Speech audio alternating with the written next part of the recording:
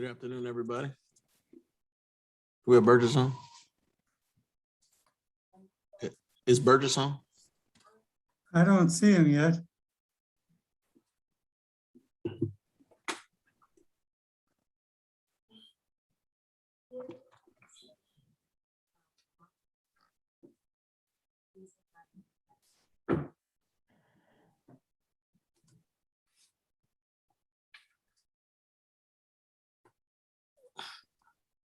Let me see.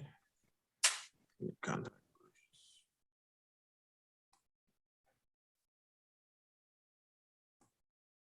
Was he on earlier? Yeah, he was at the other meeting we had this morning.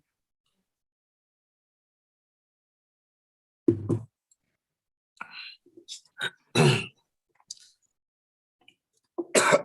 ahead and have roll call. Scott Mast, Present. Terrell Hill, Here. Greg Cummings, Present. Ashton Cassidy, James Norwood. Okay, We have a quorum. we have a quorum. Now we'll have the swearing in of our new member, James Norwood, by Ms. Krantz. Commissioner Norwood, if you would join her at the podium.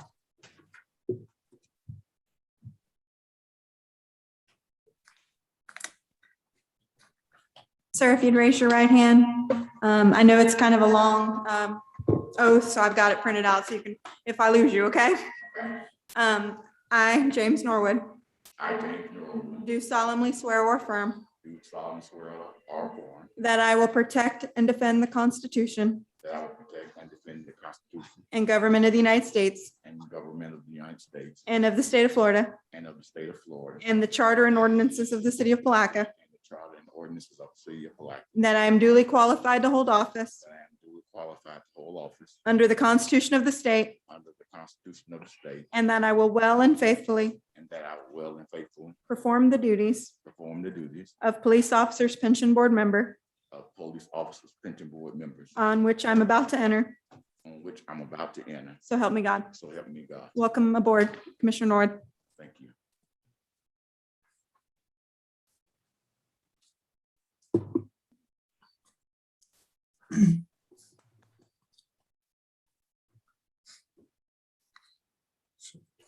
I think you've taken that oath once or twice in some other capacities. You've had that oath once or twice in some other capacities. So Burgess is 5 minutes away from us. We're going to go ahead and get started. Next up on our agenda is approval of the minutes.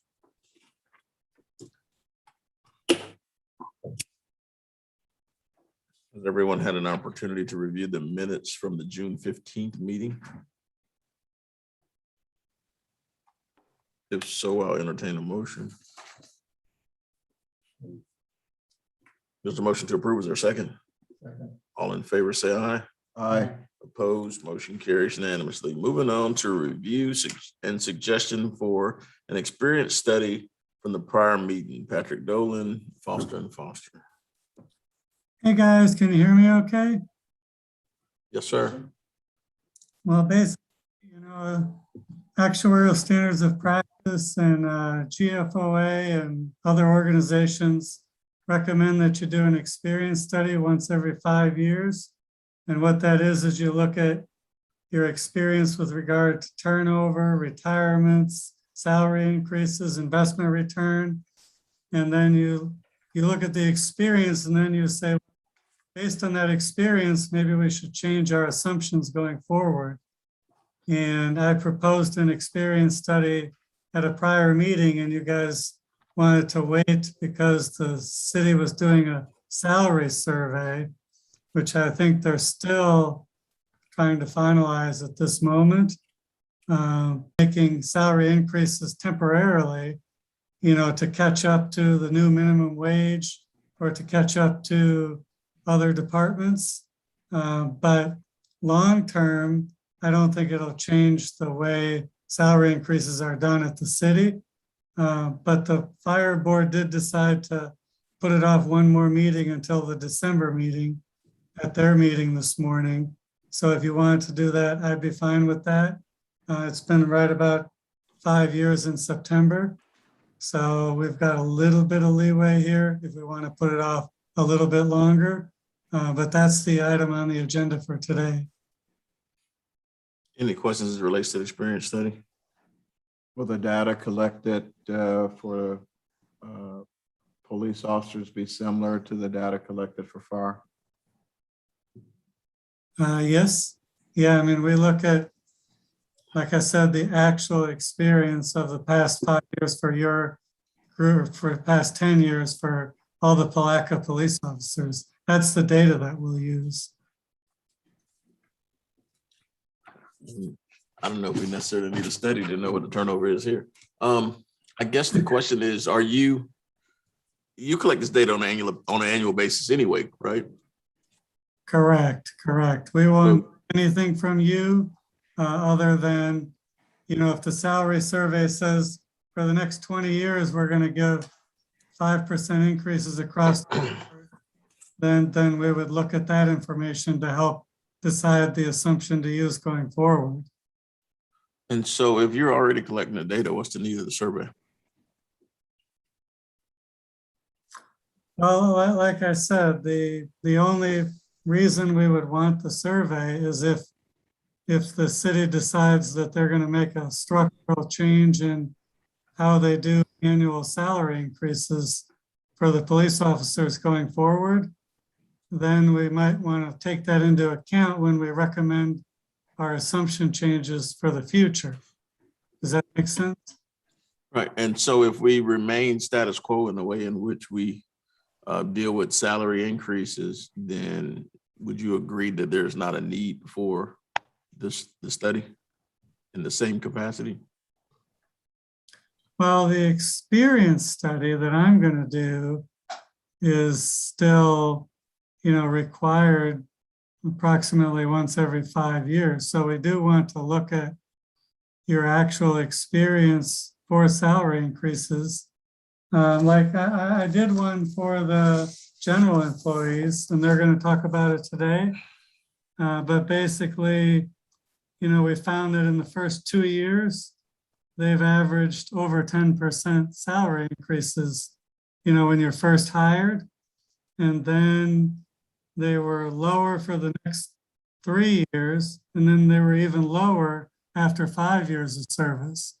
And so we're going to change their structure to say, you have a higher salary increase assumption. That's what we're going to expect going forward for the first 2 years of service, and then a lower for the next 3, and then an even lower for 5 and greater. So that's the purpose of the study, is to look at your actual experience and then tweak our assumptions going forward. So it's still a valuable exercise to do the experience study. Any other questions from the board? Chairman, this is Bob Klausner. I wanted to, your lawyer, I just wanted to comment on the need for the experience study. In order to keep in compliance with what I think is going to be required by the Division of Retirement, you really need to do this every 5 years. And for example, the salary growth assumption is something that the division's been pushing back on, with a number of cities saying, well, you're not the same as you were 10 years ago, so therefore we're going to hold up your chapter money. We had a whopper fight with Gainesville over that. Also, as Patrick mentioned, with regard to the assumed rates of return, as you know, investment income will provide 2/3 of the money that's ultimately going to pay for the benefits that our members will derive out of this plan. So, and that's another place where the division is pushing back, saying that, well, your assumed rate of return needs to be lower unless you have the type of history that the experience study would show, which would enable you to maintain your current assumed rate of return. So I understand that these are expensive, but in the long run, it is without question the best fiduciary practice. Any other comments? Is there a summary of the study available? Data? Your mic on. Is there a summary of this data available, Patrick? Well, I'm sorry, what was the question? I couldn't Is hear. there a summary? Just leave it on. It's on. I'm thinking it's Just on. put The it. blue light's on. Just put it towards you. Is there a summary of the data available for the study? Well, it's the data that we collect every year, as far as who terminated that year, who got salary increases that year. We've collected the data. We just put it together in a format that you can see, looking specifically at, say, salary increases by age and by service every year for all those years. So the data is the salary information, it's the turnover information, the retirement information, the investment return information. It's all data that we already have, but we have to put it together and look at it on a specific basis for the study. Any other questions? If not, I'll entertain a motion.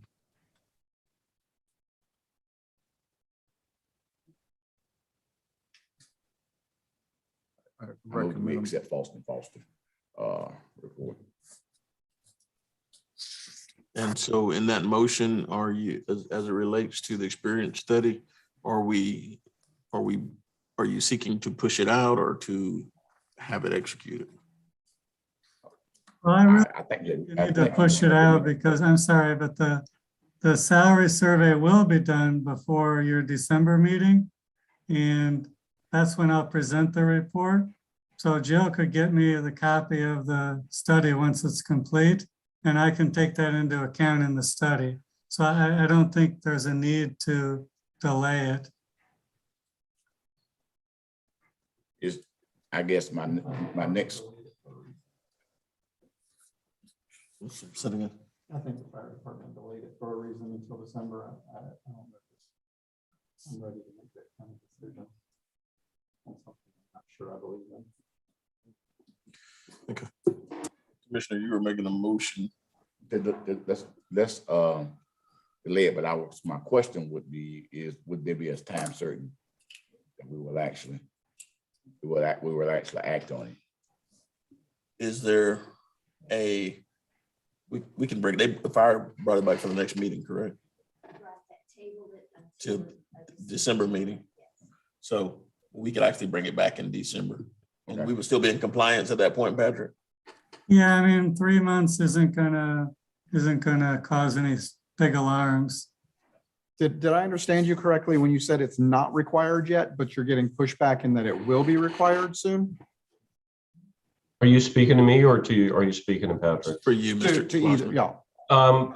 yeah. Is it required? In my opinion, it is. Is there a statute that says, like there's a statute that says you have to do a actuarial valuation at least once every 3 years. Is there a statute that says you need to do an experience study every 5 years?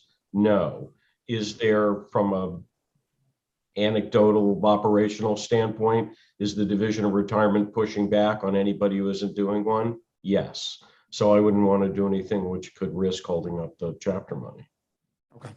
And my motion is to table it until time certain in December at the next Fiscal board meeting. There's a motion on the floor to table. Is there a second? Second. Colonel, you got any unreadiness? You had a comment? No, second. Okay, there's a motion on the floor and a second. Is there any further discussion on the motion? All in favor, say aye. Aye. Opposed, motion carries unanimously. Thank you again. I'll stick around for the rest of the meeting in the background in case anything comes up. Yes, sir. Thank you very much. Sure. Next up, Dwayne Madron, Capital City. Okay, good afternoon. If you page down to the policy review, Jill. This is as of August 27th, looking at the positioning of the fund.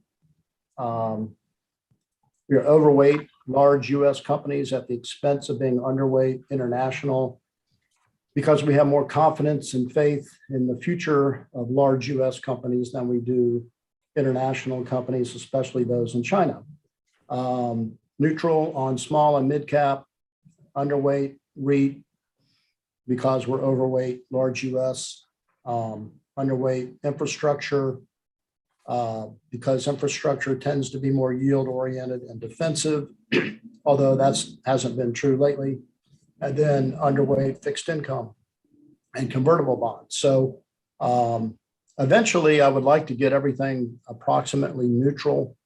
And so I don't have to take as much forecasting risk. However, in this environment with COVID, it was obvious to me that there needed to be an overweight in large US versus international, and that drove the rest of the asset classes to be a little bit out of whack.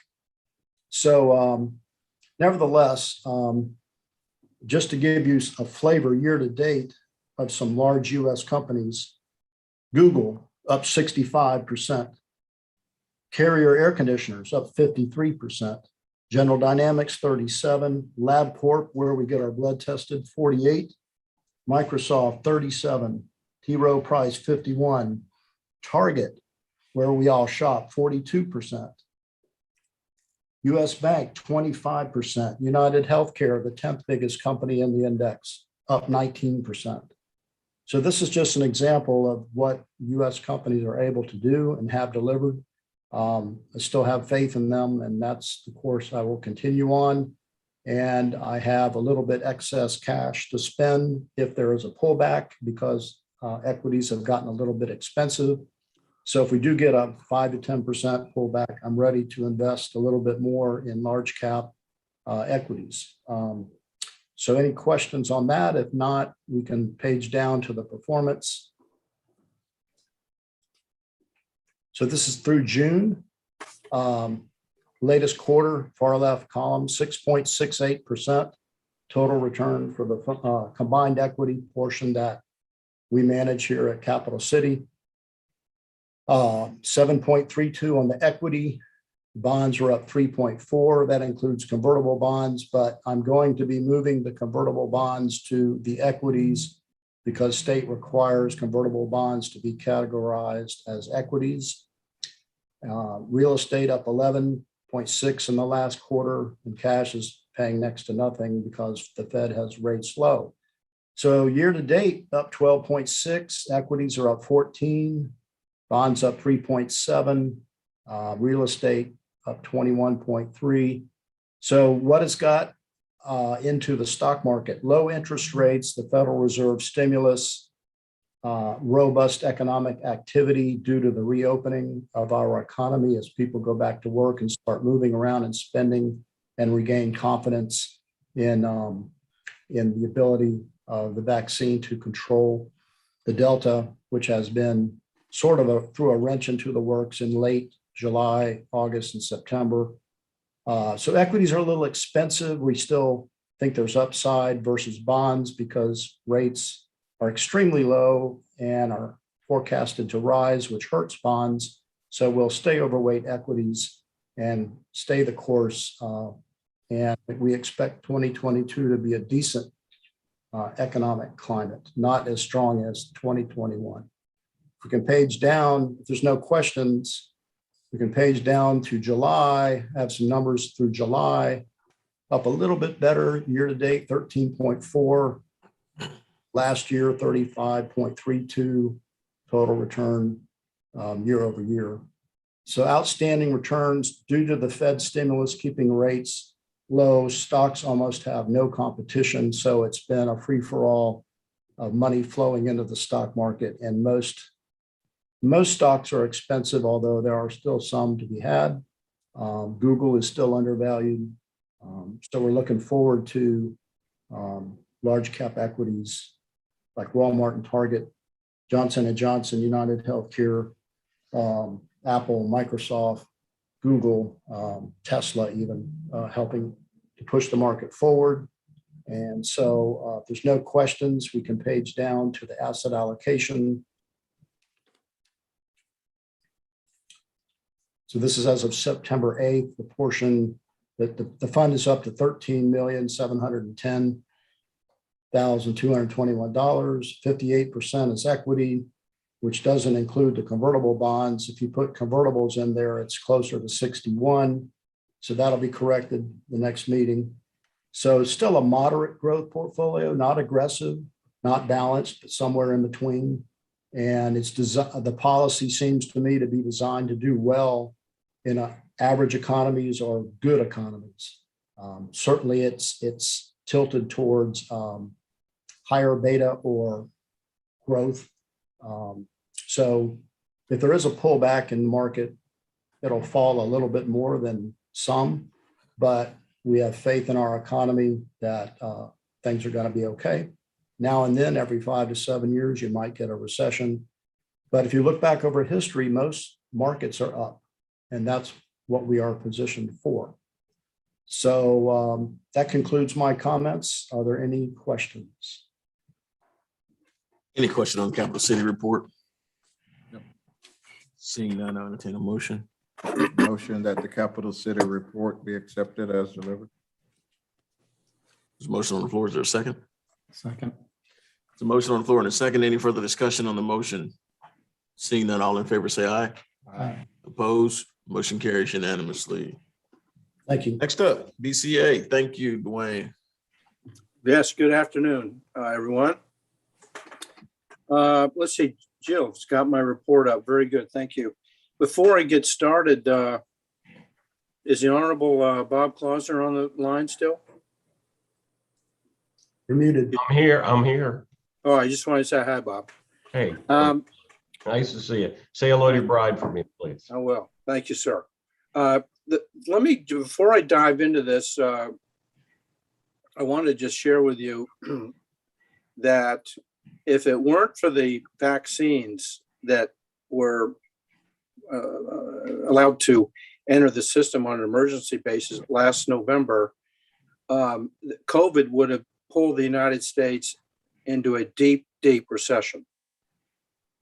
It's the confidence that the virus would be contained by way of vaccine was very helpful in building optimism in capital markets. Having said that, the price to earnings ratio right now, the S&P 500 index is about 35, and the median or average is somewhere around 16 times earnings. And since this data has been collected, the S&P 500 price to earnings ratio has only been this high 4% of the time. So we clearly have a massive equity bubble. We have a massive real estate bubble, and you can see it everywhere, even in residential. And we have a massive bond bubble. Bonds are way overpriced. What's happening? Well, the Federal Reserve, through its open market operations, now has $4.5 trillion in borrowings just this year from member banks, or about 500 member banks. The Fed draws these reserves out. They pay the banks interest, and they take that cash and they go into the bond market, mortgage market, and they buy those securities to keep the prices high, thereby keeping the rates low. And this type of intervention began, 12 years ago, but they really ramped it up after COVID scared everybody. Now it's anticipated that from January 1 through this month, it's going to go up to 6 trillion. So the Fed is relentless in these open market operations. Now, here's the part that's scary to me. There are more loans from the member Fed banks to the Federal Reserve by way of these reserve drawdown loans than there are to private borrowers. There are more loans out to the Federal Reserve than corporations and individuals. And this is unprecedented. I don't know how long this is going to continue. And if Fed Governor Kaplan from Dallas, he's the chairman there, or the president there. If he gets his way, and he's been very outspoken on this, the tapering may begin this year or next year, where the Fed simply backs away and allows interest rates to go up. And when that happens, that's the end of the housing bubble, because that'll then begin to ease back the value of housing. So we're clearly in a bubble. I don't know how long it's going to stay here. And your manager at the helm here, Dwayne Madden, who I think has done a great job, he's got a tough task, because when rates do go up, or when the stock market does decide to reprice itself, and it could go down 20, 30%, then he has the task of rebalancing, moving money out of the bond account, which is now in the CIT program with Sawgrass, back into equity. So there's the backdrop. There's a lot of risk in the market, and we are going to hit some big wave here at some point. Yesterday was a little bit of a scare because the largest Chinese real estate company which is half owned by the Chinese government, is at risk in defaulting on some major loans and bonds worldwide. So that was the scare yesterday. And then China, the Chinese government came out today and said that's not going to happen. So there you go. That's where we are in this cycle.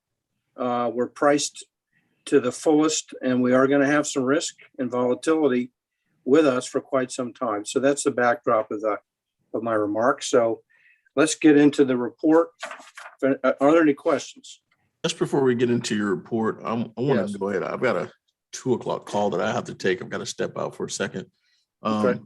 I want to pass the gavel for the purposes of conducting the remainder of the meeting.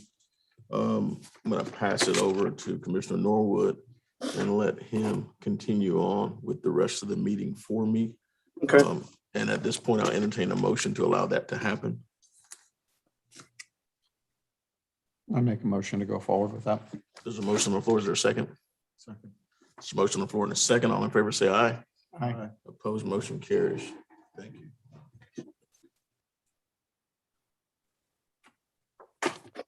You can go ahead and resume, Burgess. All right, very good. Thank you, Commissioner. And if you go to page 1 of my report, Jill, there you go.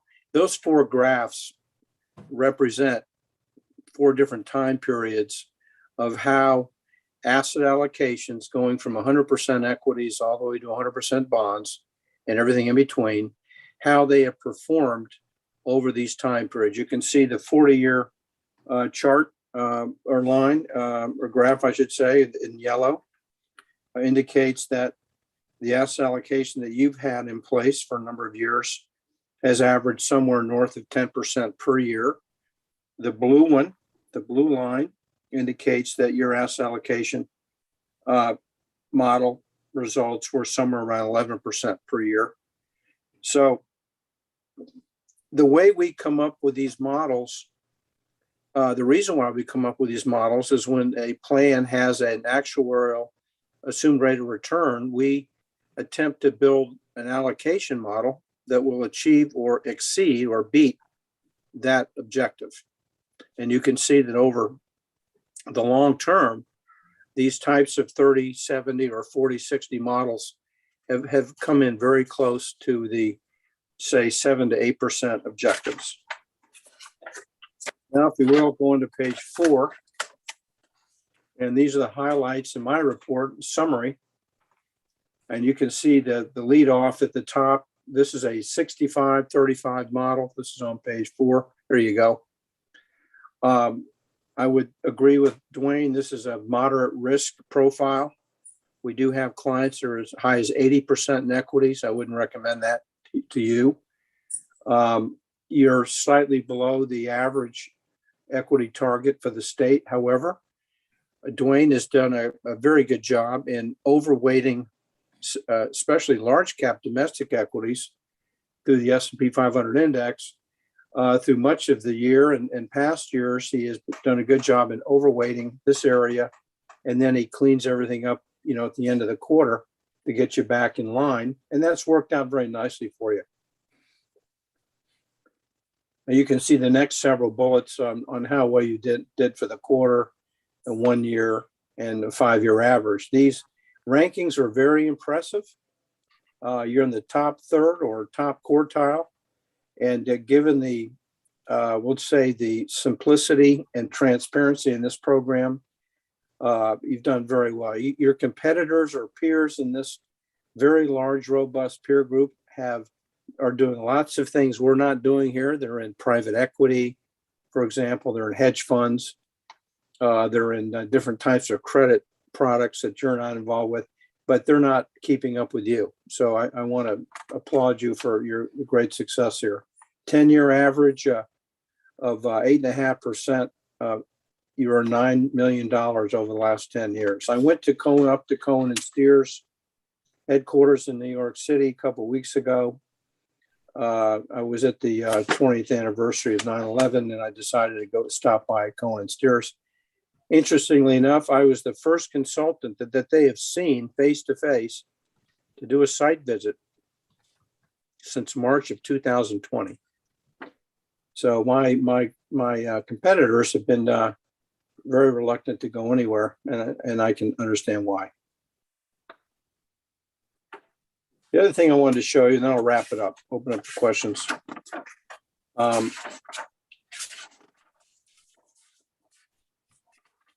back in the report and look on page 18, Joe.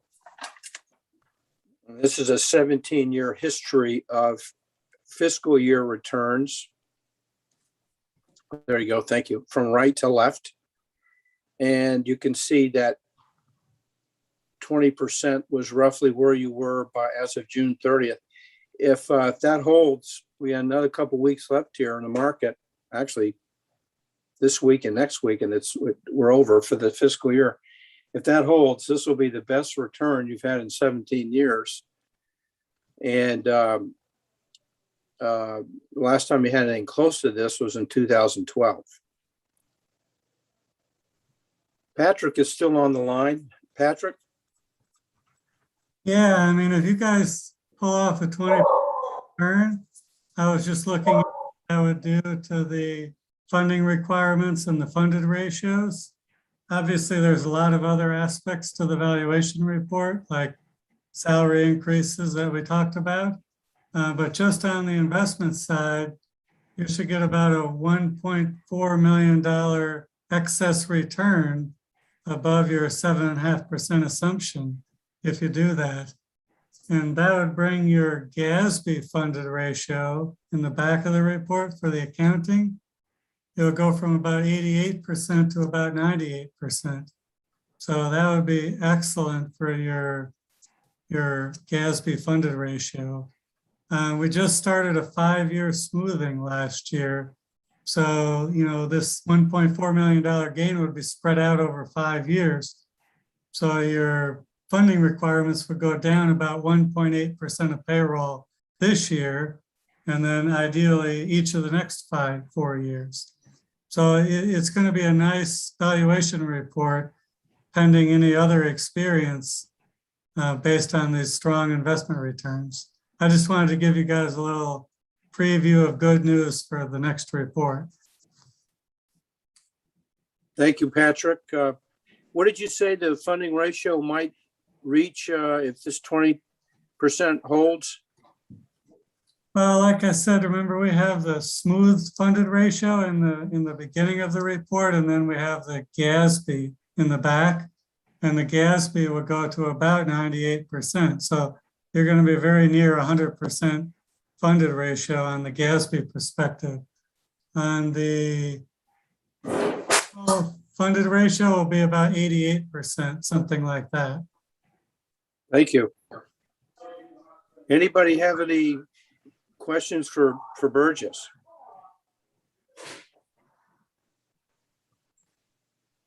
No questions. At this time, we will entertain a motion to accept the Burgess Chambers report. I make a motion to accept the report as presented. Second. Been moved in second. Is there any discussion? All in favor? Aye. Aye. All opposed? Motion carries. This time is Miss Ann Parrish. This is Bob. I'm standing in for Anna today. She unexpectedly has 2 babies at home today, so who are my grandchildren. So she's got to take good care of them. So you get the old man today. By the way, for those of you who have not had the pleasure of meeting, just a little bit about me. I've been representing state and local government pension plans for 44 years. Represent about 200 plans throughout the United States. I think we cover we have plans in 27 states, the Virgin Islands, and the Territory of American Samoa. So we span the globe there. I have 3 items for you today. The first one is a review of the summary plan description. Chapter 112 Part 7 Florida statutes requires, specifically in section 112.66, it requires that you have a summary plan description, which is a plain language summary of the primary features of the plan, lists the names of the trustees, and we have to add the commissioner who was sworn in today to the report, which I will do if you otherwise approve the changes. You have the report in front of you. If you could scroll, we just go through one page at a time very quickly. As you see, most of the changes are, excuse me, stylistic. We eliminated gender distinctions by using they instead of him and her, because, you know, why use too many words? We have updated it through the 2020 plan amendments. That is, and now we get to definitions. I do not believe we made any substantive changes in definitions. Beneficiary information. I have to tell you, if I could just stop there for a minute, this is really important. And for our active members, they need to have their beneficiary information up to date. We've had a number of deaths, regrettably due to COVID, among public safety officers. As you know, it's the leading cause of death for police officers in the United States right now. And most of them did not have their beneficiary information in place, and it has led to family arguments. It's led to people getting the money who shouldn't have gotten the money and didn't need the money, because a lot of people listed mom when they first got hired because they were single, and now they're married and have children, but mom was still on there. So, and mom may be estranged from the spouse. So we need to encourage our members to please keep their beneficiary information up to date, which is why we put that big box in there on that subject. If you would scroll to page. Can we stop there for a second? Yes, sir. My question, I think this may go to Jill. How often do we communicate to the police officers to update their beneficiary information? My recommendation is that we do it annually. If we are not doing it once a year, because if you notice at the back of the report, there's a law that has been on the books in Florida since 2012, which says if an officer gets a divorce, that any previous beneficiary designation made is canceled by operation of law. It means you don't have a beneficiary designation.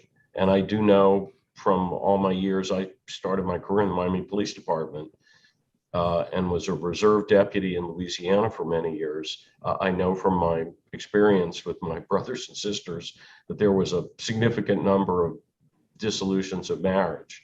And so because of the operation of law, and Florida is not the only state that has that provision, it's in about 40 states, that a divorce wipes out your beneficiary designation, we should be sending a notice to the members once a year. What month do we normally send that notice to? I don't know. I think the administrator should know that one. Yeah, we do not send a notice. We never have sent a notice. Okay. We only send notices to retirees, the alive and well letter, but certainly we can start sending them. Because I know I get one, and I'm almost sure that police officers probably need to get one as a reminder. Absolutely. Yeah, I would. Several that have gone through divorce that I'm sure have no knowledge of this. Correct. And that's why in this summary plan description, we actually took the time to add that specific language, and that is on page, find it. That begins on page 12 of 15. We talk about former spouses as beneficiaries or joint pensioners, and it mentions the law. It's actually part of the probate code, which, as you know, is the inheritance laws. It was originally designed to address only insurance policies, but it has since been extended as of 2012 to cover all benefit plans, life insurance. If there's a life component on a health insurance policy or in a pension plan, it's required. So, and you happen to be on the page about domestic relations orders. I think that's important too. In the private sector, if somebody gets a divorce, there's a provision in the federal law that governs private pensions for qualified domestic relations orders, or a quadro, QDRO, as it's called. Those don't apply to governmental plans. And as a plan of a Florida municipality, the Palatka Police Pension Plan is not subject to qualified domestic relations orders. So the divorce lawyers haven't figured that out yet. We get sent them on a regular basis, and we can't apply them. But members do need to understand also, particularly if we have people who are getting divorced, that your pension is marital property. Under Chapter 61 of the Florida statutes, which is the divorce law, it says that there is a presumption that 1/2 of the value of the benefit earned during the term of the marriage, it belongs to your former spouse. And some members do need to be aware of that. That also extends to the drop. So if you have a drop account, half your drop belongs to your ex as well, or whatever percentage is the marital percentage. But I think the important thing really for us in our observation of late is the need to keep these beneficiary designations up to date. Because as one of you just mentioned, if we have members who've been divorced in the last 9 years, and they have not renewed their beneficiary or changed or done something, their beneficiary right now is their estate. So we need to make sure that members do take a proactive role in this. We've had too many people who've ended up in the hot. We're currently working on federal death benefits, which I'm going to get to shortly, for 14 police officers throughout the United States that died very quickly from COVID-19 and did not have time to make a conscious decision about anything because they were so sick so fast that there was an inability to make those decisions. So that really, the only real substantive changes on page 12, 15, which is the explanation about right there, starting with ex-spouses as beneficiaries. I will add the commissioner's name to the list of trustees at the end, and the exhibits that are there, we're required to put in the most recent actuarial summary of the funding levels of the plan, which is attached as an exhibit. So if you're okay with the changes, I would suggest a motion is in order to adopt the SPD as drafted and direct us to finalize it. Madam Chair, will entertain a motion. I motion to accept the summary plan description as provided. Second. Been moved in second. Is there any discussion? All in favor? Aye. All opposed? Motion carries. At this time, we're entertaining a motion to return the gavel back to pension board chair. Make a motion that the gavel be returned to the pension board chair. Second. Been moved in second. Is there any discussion? All in favor? Aye. All opposed? Motion carries. I was looking for opposition. All right, let's move on to item B, federal, state, and local death benefits. Thank you. I was going to say, Chairman, in your absence, you were appointed as chairman of several other committees. On the left, it's like the Army. Everybody takes a step back. On federal, state, and local death benefits, we provided you with a memorandum from our office that summarizes the various benefits that are available to a police officer who dies in the line of duty. The largest one is the federal death benefit. This originally started after, it was in effect back in the 90s at $100,000. After September 11th, the amount was raised to $250,000, and then it was indexed to inflation. So whenever Social Security goes up, this benefit goes up. And so now the public safety officer's death benefit is $370,000, and it's payable to a spouse, to children, or if there is neither, then to dependent parents. There's a very lengthy process for application to the Public Safety Officer's Death Benefits Bureau in the Department of Justice in Washington.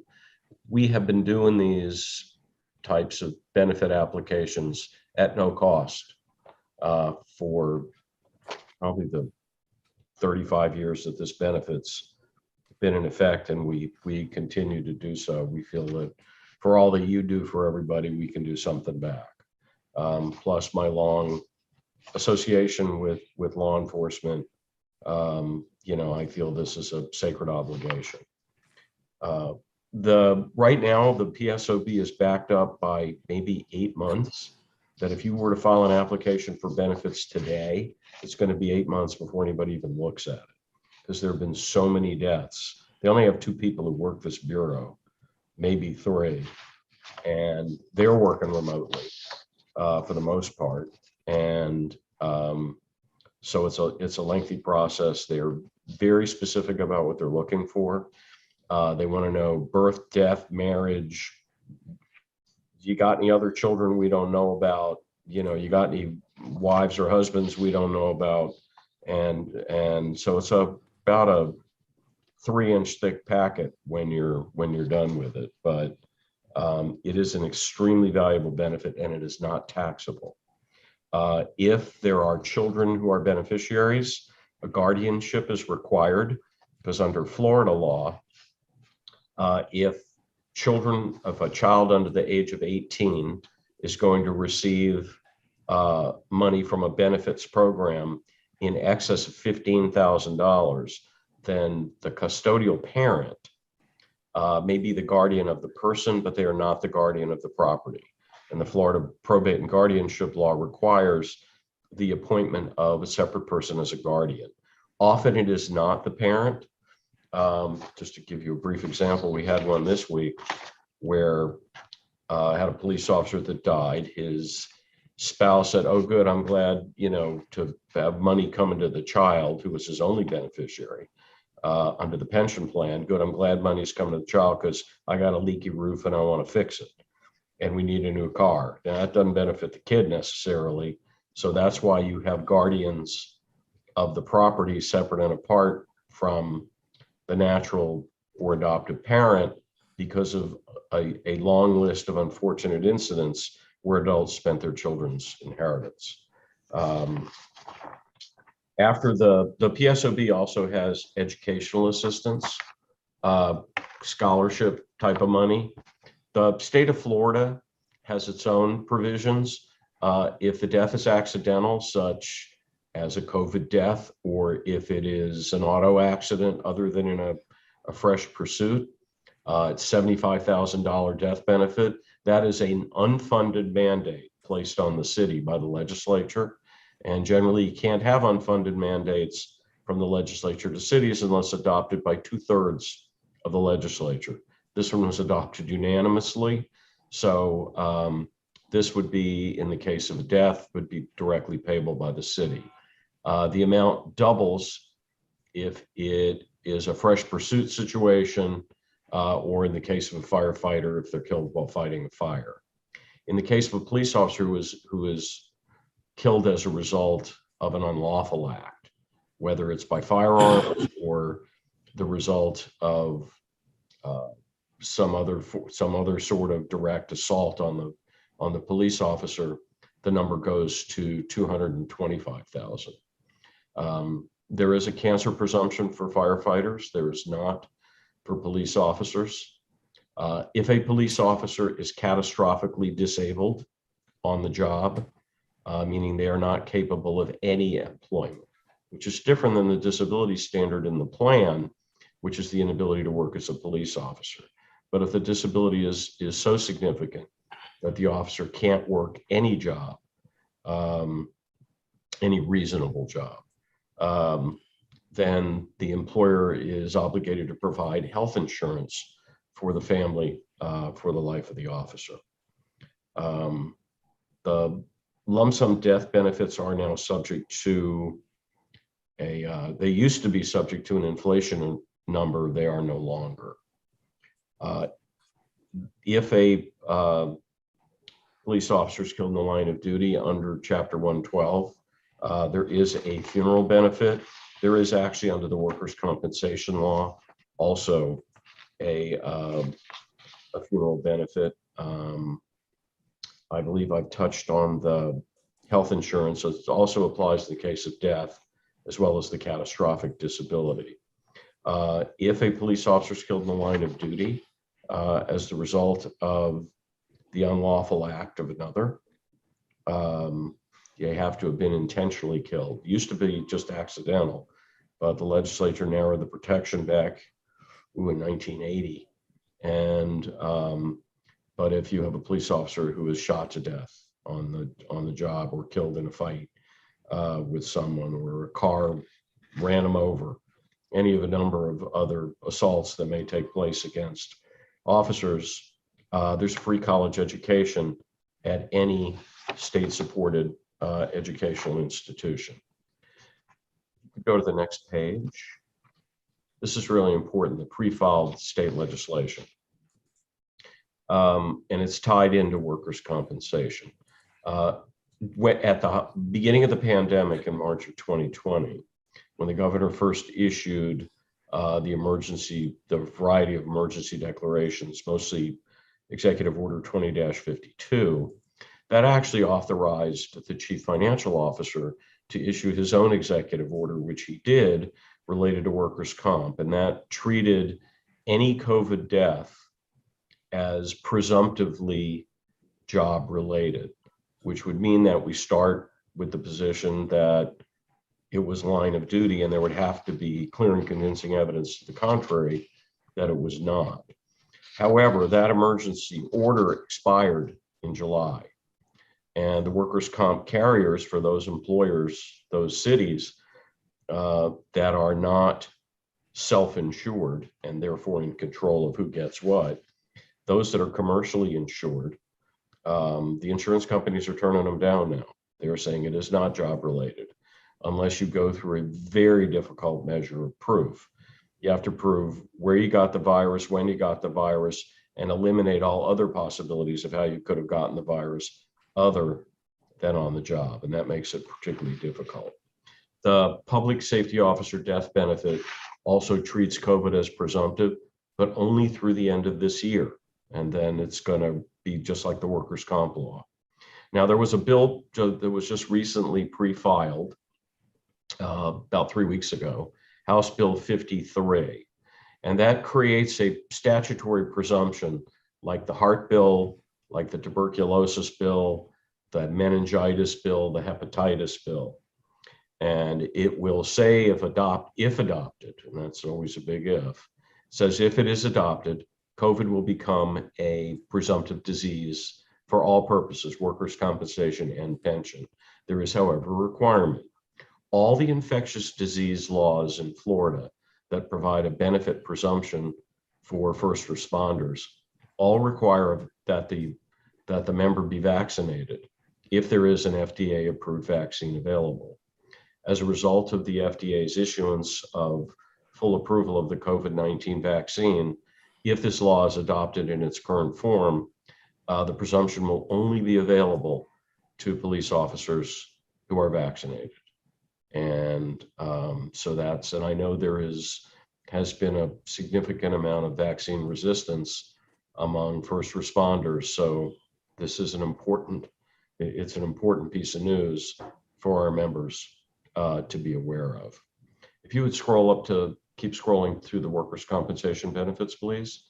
Workers' comp does provide death benefits for police officers killed in the line of duty.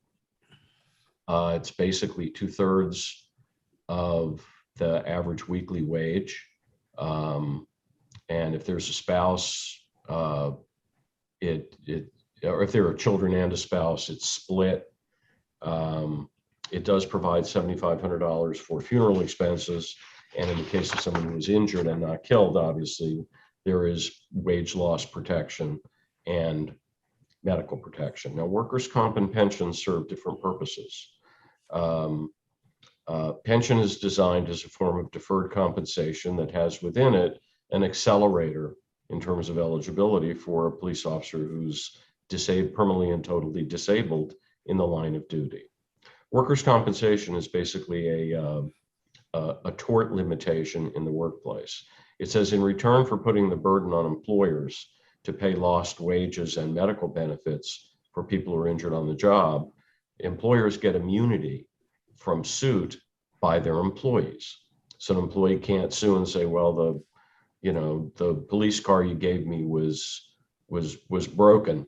So that's why I had the accident, and therefore I'm going to sue the employer for negligence for not providing me with adequate equipment. That would not stop someone from suing over not suing the manufacturer of the device, whether it was a car or a radio or a firearm or anything else that you used in the way of equipment that caused an injury. You could sue that manufacturer, but the employer's off the hook. There is, however, in the workers' comp law, an offset for certain third-party recoveries. As I mentioned before, workers' comp was presumptively covering COVID. It does not now. We think they could under the federal death, using the standard for duty related, which is set forth in the public safety death benefits law. If they choose to do so, the plan could use it, but I'd say after December, when it expires in the federal law, absent some other legislation, the member would bear the burden of proof that a COVID disability or death was the result, or the applicant, whoever that would be, would bear the burden of proof that the disability or death was in fact duty related. So that is the end of that memorandum. Are there any questions on any of that? Because there is a quiz immediately after the meeting.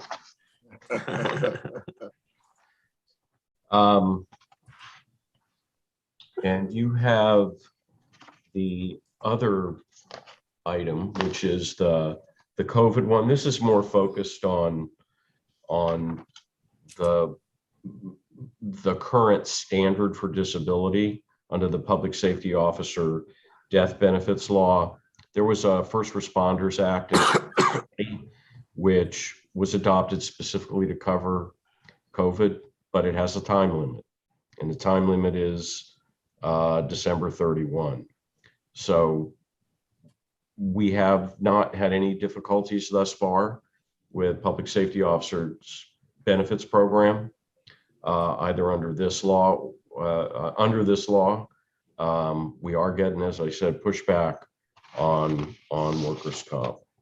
So we always urge everybody to get a vaccine. I've had 3 of them because I'd like to be here with you as long as possible.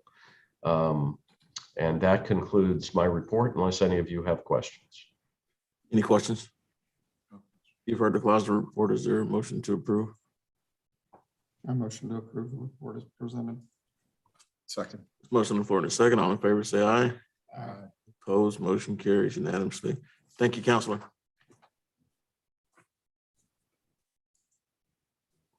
Next up, expenditures.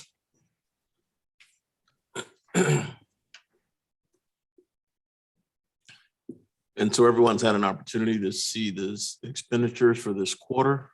Ms. Kaiser, are there any highlights that you want to go over at this time?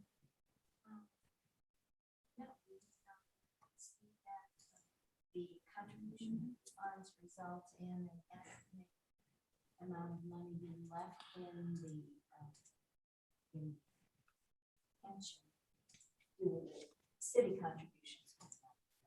I can't hear. You can see that the pension contributions left in by the employees who have left before they were vested is an estimated $68,000, which I've started to track that. It's estimated because at different years, the city contribution was a different amount. So I'm just using the current year's contribution to figure it, but, and the turnover you can see as well. Those who are in bold took their contributions back.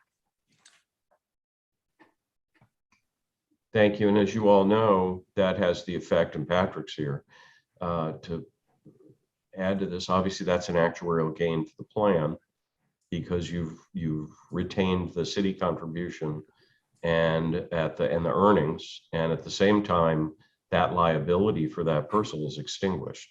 Right. I would also note that we're under budget. We'll try to do better. It's a good position. So any other questions as to the expenditure report? If not, I'll entertain a motion. Motion that the expenditure report be accepted as delivered. Motion to accept the expenditure report is presented. Second. There's a second. All in favor, say aye. Aye. Opposed, motion carries unanimously. Now we're open the floor for public comment. Anyone here for public comment, please fill out a yellow speaker's card. Considering the fact that there's no one in this room, we'll open the floor for public comment. Then we will close public comment. Is there any further discussion or any other business before us at this time? Our next meeting date is December 14th.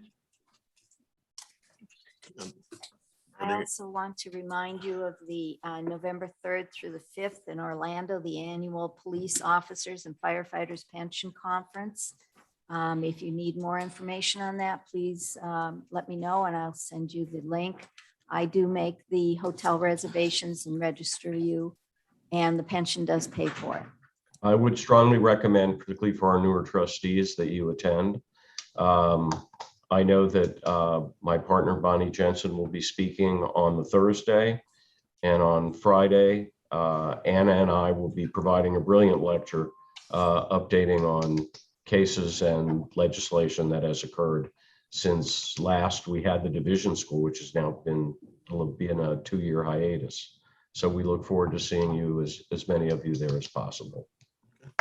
is there any interest from the board? I'll get in contact with Jill probably on Thursday. I've got to get some feedback. Only the retiree is not interested at this time. Just the Ricky. So yeah, I think we're all interested. We're gonna twist his arm and get him back active. One other item, the 185 money from the state came in almost $10,000 more than expected. So that was a great thing. It's up to 86,000, just over $86,000 this year. Okay. All right. If there's nothing else before the board at this time, I'll entertain a motion to adjourn. Same time, we're adjourned by consent. So See everyone. take care again. Thank you, gentlemen. Bye-bye. Thank you. Guys, Bye-bye. thank you for your service. Take care. I